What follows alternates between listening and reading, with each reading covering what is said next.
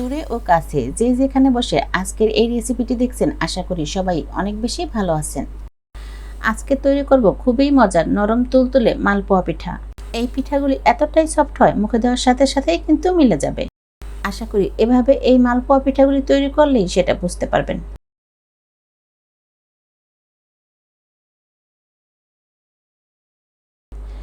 এরপর পিঠার এই রেসিপিটি করার জন্য এখানে হাফ লিটারের থেকেও কিছুটা বেশি দুধ জাল হতে দিয়েছি।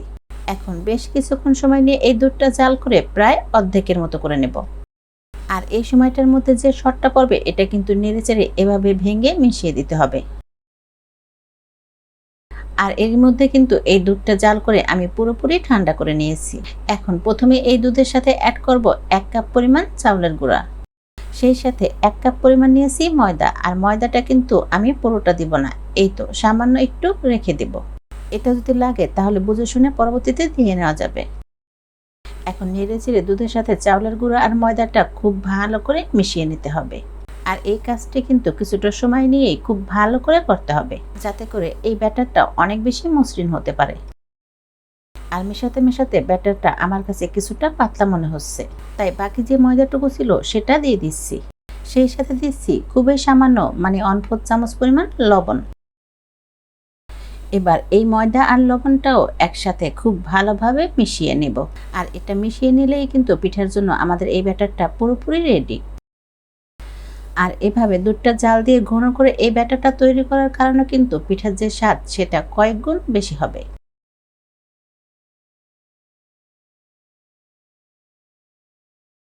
এরপর বেশ কিছুক্ষণ সময় নেড়েচেড়ে মিশিয়ে নেওয়া হলে যখনই দেখা যাবে এতে আর কোনো দানাদার ভাব নেই, ওই পর্যায়ে বুঝে নিতে হবে এই ব্যাটারটা রেডি। তবে এখনই পিঠাগুলি তৈরি করব না, 20 থেকে 30 মিনিটের জন্য এই ব্যাটারটা ঢেকে রেস্টে রেখে দেব। আর এই সময়ের মধ্যে মালপোয়া পিঠার জন্য শিরাটা তৈরি করে নেব। তার জন্য প্যানে প্রথমেই দিচ্ছি 1 কাপ পরিমাণ চিনি, সাথে 1 কাপ পরিমাণ দিব পানি। এবার এই চিনি আর পানিটা একসাথে নেড়েচেড়ে কিছুক্ষণ সময় নিয়ে জাল করতে থাকবো, যতক্ষণ না এতে একটা বলক আসছে। আর চিনির এই পানিটা ফুটে ওঠার পর 2 থেকে 3 মিনিট সময় নিয়ে জাল করলেই হবে। এটা একতার বা দুইতারও করতে হবে না, বা খুব বেশি ঘন করারও দরকার নেই। এই তো এরকম কিছুটা আঠালো ভাব হলেই কিন্তু এখন এই শিরাটা আমি চুলা থেকে নামিয়ে নেব। তবে তার আগে সুঘ্রাণের জন্য দিচ্ছি খুবই সামান্য পরিমাণ স্যাফরন। আর হাতের কাছে যদি স্যাফরন না থাকে, এর পরিবর্তে কিন্তু সামান্য এলাচ পাউডারও দেওয়া যাবে, তাতেও কিন্তু খুব সুন্দর সুঘ্রাণ হবে। এখন আগে থেকে রেস্টে রাখা এই ব্যাটারটা আবারও একটু নেড়েচেড়ে মিশিয়ে নেব। আর মিশিয়ে নেওয়া হলেই চলে যাব পিঠাগুলি ভেজে নিতে। আর পিঠাগুলি ভাজার জন্য প্যানে বেশ কিছুটা তেল নিয়ে তেলটা মোটামুটি গরম করে নিয়েছি। এখন যে সাইজে এই পিঠাগুলি তৈরি করব সেই আন্দাজে শুধু ব্যাটারটা দিয়ে নিলেই হবে। আর এভাবে এক ব্যাচেই কিন্তু বেশ কয়েকটা মালপোয়াই ভেজে নেওয়া যায়। ভাজার জন্য তেলটা একবার ভালো করে গরম করে এরপর কিন্তু ভাজার পুরোটা সময় জুড়ে চুলার তাপ রাখতে হবে মিডিয়ামের থেকেও কিছুটা কমে। এরপর পিঠার একটা সাইড যখন 1 থেকে 3 মিনিট সময় নিয়ে ভাজা হবে, ওই পর্যায়ে উল্টে দিতে হবে। আর পিঠার ব্যাটারটা যদি ঠিকঠাকভাবে তৈরি করা যায়, তাহলে পিঠাগুলি ফুলকো হবে কিনা এটা নিয়ে কিন্তু কোনো চিন্তাই করতে হবে না। এরপর আরও কিছুক্ষণ সময় নিয়ে ভাজার পর যখন দুইটা সাইডে একই রকম কালার হবে, ওই পর্যায়ে ভালো করে তেল ঝরিয়ে তুলে নেব।